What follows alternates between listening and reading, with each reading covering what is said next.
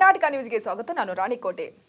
ನಿನ್ನೆ ಬೀದರ್ ನಗರದಲ್ಲಿ ನಡೆದ ಸಿನಿಮೆಯ ರೀತಿಯ ದರೋಡೆ ಮತ್ತು ಕೊಲೆ ಪ್ರಕರಣ ನಡೆದ ಸ್ಥಳಕ್ಕೆ ಬೀದರ್ ಜಿಲ್ಲೆಯ ಉಸ್ತುವಾರಿ ಸಚಿವ ಈಶ್ವರ್ ಖಂಡ್ರೆ ಮತ್ತು ಪೌರಾಡಳಿತ ಸಚಿವ ರಹೀಂ ಖಾನ್, ಎಡಿಜಿಪಿ ಇಲಾಖೆ ಹರಿಶೇಖರನ್ ಹಾಗೂ ಐಜಿಪಿ, ಎಸ್ಪಿ ಮತ್ತು ಇತರ ಹಿರಿಯ ಪೊಲೀಸ್ ಅಧಿಕಾರಿಗಳ ಜೊತೆಗೂಡಿ ಪರಿಶೀಲನೆ ನಡೆಸಿದರು.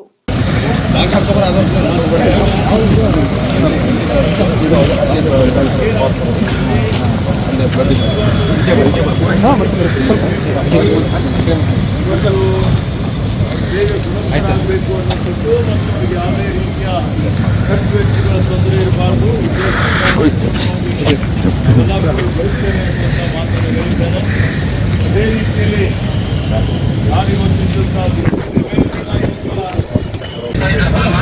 ನಾವಿದ್ದೀವಿ, ನಮ್ಮ ಸರ್ಕಾರ ಇದೆ. ನಾನು ಈ ಬಗ್ಗೆ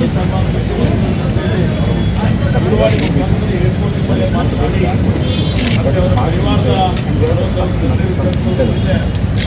ಸಂಪರ್ಕ ಮಾಡಿದ್ದೇನೆ, ಮಾತನಾಡಿದ್ದೇನೆ. ಅವರಿಗೆ ಏನು ಪರಿವಾರದವರಿಗೆ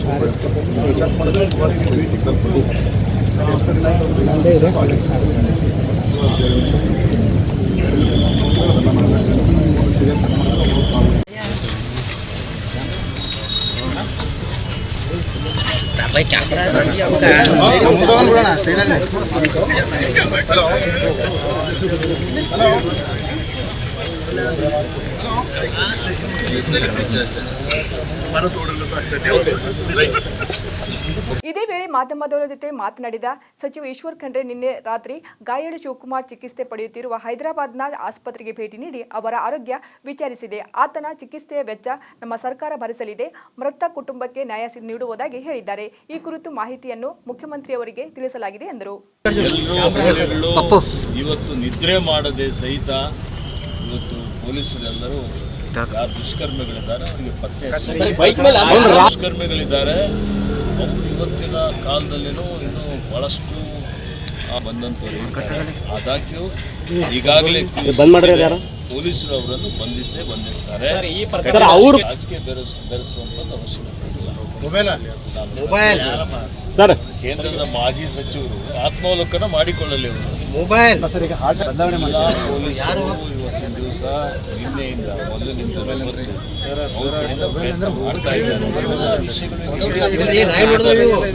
ಅವರು ತನಿಖೆ ಮಾಡ್ತಾ ಇದ್ದಾರೆ. ಉನ್ನತ ಮಟ್ಟದ ತನಿಖೆ ಆಗ್ತದೆ.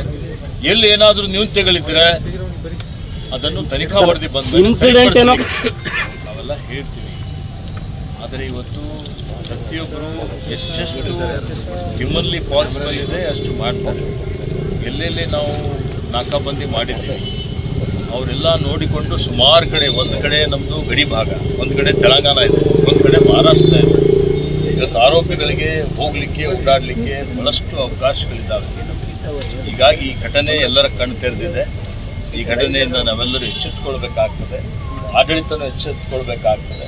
ಇನ್ನು ಮುಂದಿನ ದಿನಮಾನಗಳಲ್ಲಿ ಈ ಬೀದರ್ ಜಿಲ್ಲೆಯ ವ್ಯಾಪ್ತಿಯಲ್ಲಿ ಬರುವಂಥ ಎಲ್ಲ ರಸ್ತೆಗಳಲ್ಲಿ CCTV ಕ್ಯಾಮ್ರಾಗಳನ್ನು ಹಾಕಿ ಇವತ್ತು ಸುರಕ್ಷಿತವಾಗಿಡುವಂಥ ರೀತಿಯಲ್ಲಿ ಕ್ರಮ ತೆಗೆದುಕೊಳ್ಬೇಕು. ಯಾವುದು ಘಟನೆಗಳಾದ ಮೇಲೆ ಕ್ರಮಗಳಾಗ್ತವೆ ಜನರಲ್ಲಿ. ಇವತ್ತು ಈ ಘಟನೆಯಿಂದ ಇವತ್ತು ಪೊಲೀಸ್ ಇಲಾಖೆ, ಸರ್ಕಾರ ಎಚ್ಚೆತ್ತುಕೊಂಡಿದೆ. ಮತ್ತು ಮುಂದಿನ ದಿನಮಾನಗಳಲ್ಲಿ ಇಂಥ ಘಟನೆಗಳು ಪುನರಾವರ್ತನೆ ಆಗದ ರೀತಿಯಲ್ಲಿ ಎಲ್ಲ ರೀತಿಯ ಕ್ರಮಗಳನ್ನು ನಾವು ತೆಗೆದುಕೊಳ್ತೇವೆ. ವಸ್ತು ಇದೆ ಅಥವಾ ನಶೆ ಇರ್ಬೋದು, ಮಾದಕ ವಸ್ತುಗಳಿರ್ಬೋದು, ಇವೆಲ್ಲ ಸಾರ್ವಜನಿಕ ರೀತಿಯಲ್ಲಿ ಚರ್ಚೆ ಆಗಿ ಎಲ್ಲರ ಜವಾಬ್ದಾರಿ ಇದೆ. ಯಾರು ನಶೆ ಮಾಡ್ತಾರೆ ಮತ್ತು ಇವತ್ತು ಅದಕ್ಕೆ ಅರಿವು ಮೂಡಿಸುವಂಥದ್ದು ಪೊಲೀಸರಿರ್ಬೋದು, ಆರೋಗ್ಯ ಇಲಾಖೆ ಇರ್ಬೋದು, ಸಾರ್ವಜನಿಕರಿರ್ಬೋದು, ಸಂಘ ಸಂಸ್ಥೆಗಳಿರ್ಬೋದು, ಎಲ್ಲರೂ ಇವತ್ತು ಒಗ್ಗಟ್ಟಾಗಿ ಮಾಡಿದರೆ ಸರಿಪಡಿಸಲಿಕ್ಕೆ ಆಗ್ತದೆ. ಅದರ ಬಗ್ಗೆಯೂ ನಾವು ಯುದ್ಧ ಮಾಡುವಂಥ ರೀತಿಯಲ್ಲಿ ಕೆಲಸ ಮಾಡುವಂಥದ್ದು ಅವಶ್ಯಕತೆ ಇದೆ.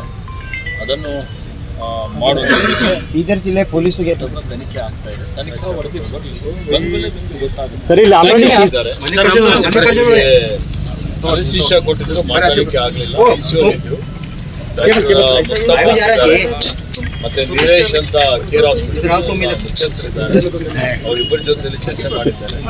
ಕಡಲೂಸ್ ಜೊತೆಲಿ ಕರುಣಾಕರ್ ರೆಡ್ಡಿ ಅಂತ ಕಡಲೂಸ್ ಅವ್ರ ಜೊತೆ ಮಾತಾಡಿದ್ದಾರೆ. ಅವರು ಗುಣಮುಖರಾಗ್ತಾರೆ ಅನ್ನುವಂಥ ಭರವಸೆ ಹೇಳಿದ್ದೇನೆ. ಮತ್ತೆ ಅವ್ರಿಗೆ ಯಾರಿಗಾದರೂ ಒಬ್ಬರಿಗೆ ಅವರ ಪರಿವಾರದವರಿಗೆ ಒಂದು ಸರ್ಕಾರಿ ಉದ್ಯೋಗ ಕೊಡುವಂಥದ್ದಕ್ಕೆ ಮುಖ್ಯಮಂತ್ರಿಯವರಿಗೆ ವಿನಂತಿಯನ್ನು ಮಾಡಿದ್ದೇನೆ. ಅವ್ರಿಗೆ ಈಗ ನಾನು ಬೆಮಲ್ಕೆರೆಗೆ ಭೇಟಿ ಕೊಟ್ಟು ಆ ಪರಿವಾರದವರ ಸದಸ್ಯರ ಜೊತೆಯಲ್ಲಿ ಸಾಂತ್ವನ ಹೇಳಲಿಕ್ಕೆ ಈಗ ನಾನು 2 ಗಂಟೆಗೆ ಅಲ್ಲಿಗೆ ಹೋಗ್ತಾ ಇದ್ದೇನೆ. ನಾನು ರಹೀಂ ಖಾನ್ ಅವರು ಹೋಗ್ತಾ ಇದ್ದೇವೆ.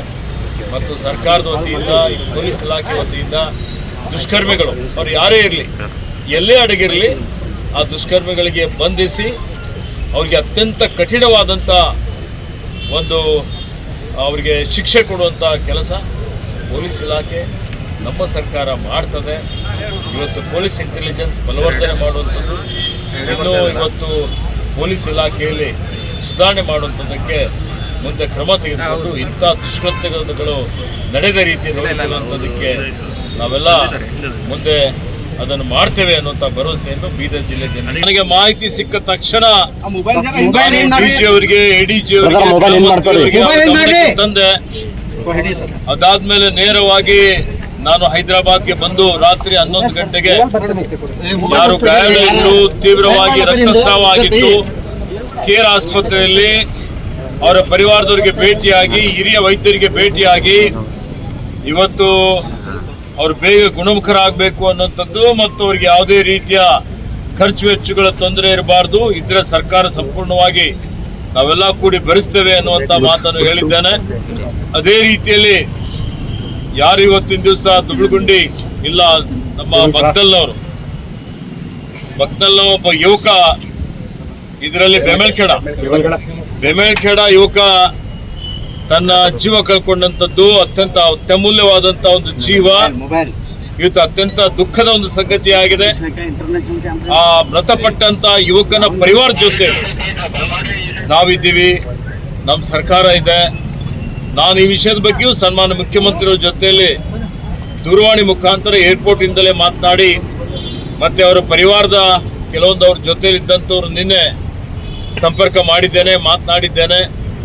ಅವರಿಗೆ ಏನು ಆ ಪರಿವಾರದವರಿಗೆ ಒಂದು ಪರಿಹಾರ ಕೊಡುವಂಥದ್ದು, ಅವರಿಗೆ ವಿಶೇಷ ಪರಿಹಾರ ಕೊಡಬೇಕು ಅಂತ ಹೇಳಿ ನಾನು ಮುಖ್ಯಮಂತ್ರಿಯವರಿಗೆ ಮನವಿಯನ್ನು ಮಾಡಿದ್ದೇನೆ.